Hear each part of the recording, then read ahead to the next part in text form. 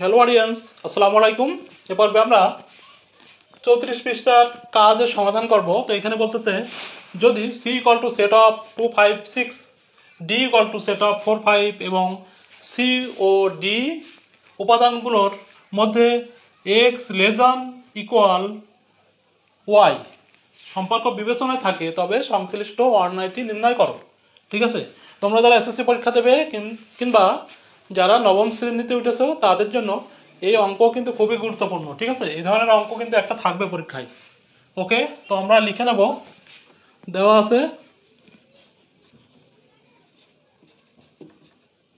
আছে C equal to set of 2 5 6, D equal to set of 4 5 এবং x less than or equal, তাই না, less than equal Y. এটার মানে আমরা সবাই বুঝি, তাই না, অর্থাৎ এক্স এর মান ওয়াই অপেক্ষা ছোট হবে, তার মানে কি, অথবা সমান হবে। এই দুটোর মান সমান হবে অথবা ওয়াই এর মানটা বড় হবে এক্স এর থেকে। ঠিক আছে, সেই সকল মানগুলো এর সম্পর্ক নির্ণয়ে থাকতে পারে।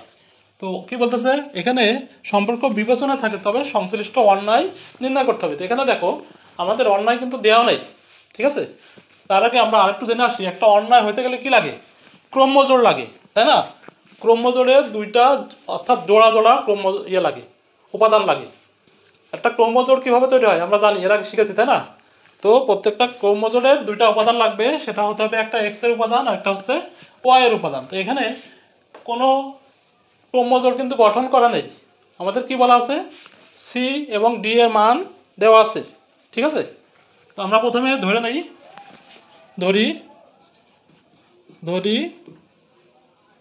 অন্যায়টি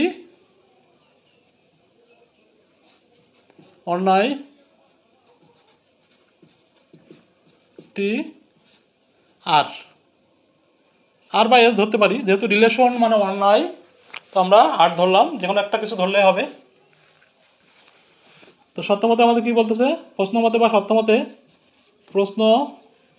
মতে আমরা আর ইকুয়াল টু কি লিখতে পারি, আমাদের যে সত্য দেওয়া আছে সেটাই লিখবো এখানে। ঠিক আছে, সেটা কি, set of x comma y such that x element of c comma y element of d, যেখানে কি দেয়া আছে, আচ্ছা এবং যদি এবং x লেস দ্যান আর ইকুয়াল y।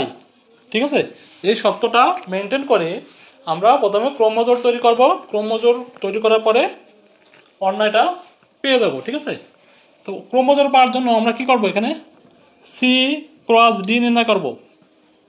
ঠিক আছে, এখানে আমরা লিখতে পারি, এখানে C cross D equal to, সির মান হচ্ছে কত, 2 5 6 ক্রস ডি ইকুয়াল টু কি 4 5, সেট অফ 4 and 5, তাই না। ওকে, তো এখন আমরা ক্রস গুণন করতে পারি সবাই, তাই না। এখানে এটাকে আমরা ক্রস বলি, গুণ বলবো না সেটার ক্ষেত্রে। তো আমরা এখান থেকে একটা উপাদান নেবো, এখান থেকে একটা উপাদান নিয়ে আমাদের গুণ করতে হয় না, সেটের এই ক্রস করার সময় আমাদের ক্রমজোড় তৈরি করতে হয় জোড়ায় জোড়ায়। ঠিক আছে, তো প্রথমে 2 4 একটা ক্রমজোড় পেয়ে গেলাম, এরপরে 5 4, এরপর আমরা লিখতে পারি 6 5 6 4।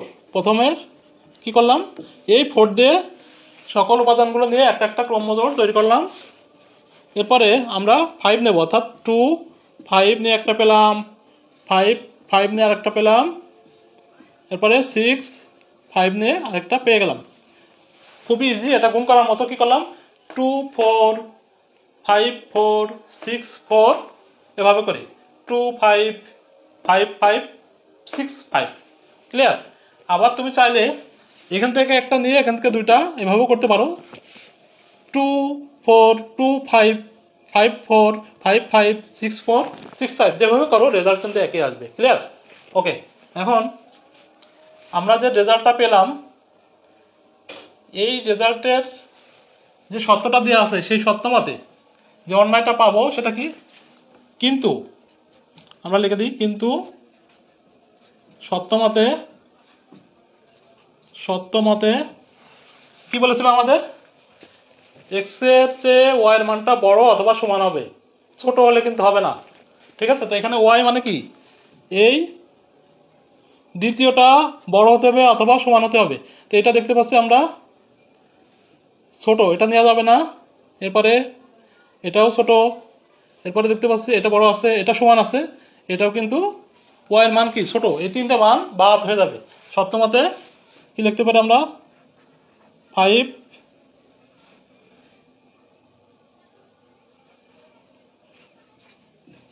4, 6, 4 ও 6, 5 ক্রমজোড়গুলো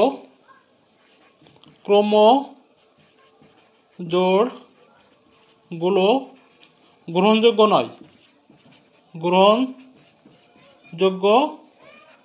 নয়, কেন নয় আমি বোঝালাম তোমাদের। সেটা কি, এক্স এর চেয়ে আমাদের ওয়াই এর মানটা বড় হওয়া লাগবে অথবা সমান হতে হবে। তো দেখো এখানে 5, 5 এটা কিন্তু এক্স এর মান এবং ওয়াই এর মান ইকুয়াল সমান, এই জন্য আমরা এটা নিয়ে নেবো, তাই না। আর বাকি এইগুলো কিন্তু যেগুলো দাগ দিয়ে রাখেছি এগুলো লিখলাম সবগুলো দেখো এক্স এর চেয়ে ওয়াই এর মান ছোট, অ্যাটলিস্ট সমান অথবা বড় হতে হবে, তাহলে কিন্তু গ্রহণযোগ্য হতো। আমরা এখন অন্যায়টি পেয়ে গেলাম, তাই না। অতএব অন্যায় আর ইকুয়াল টু আমরা কি লিখবো, এইগুলো বাদ দিয়ে যেটা থাকবে সেটাই কিন্তু এর অ্যান্সার। কি সেটা, 24, 25, 5, 5। ঠিক আছে, খুবই ইজি। অঙ্কগুলো আমরা বুঝে বুঝে করবো, তাহলে ভুল হওয়ার সম্ভাবনা কম থাকবে। তো সবাই ভালো থেকো, আল্লাহ হাফেজ, আসসালামু আলাইকুম।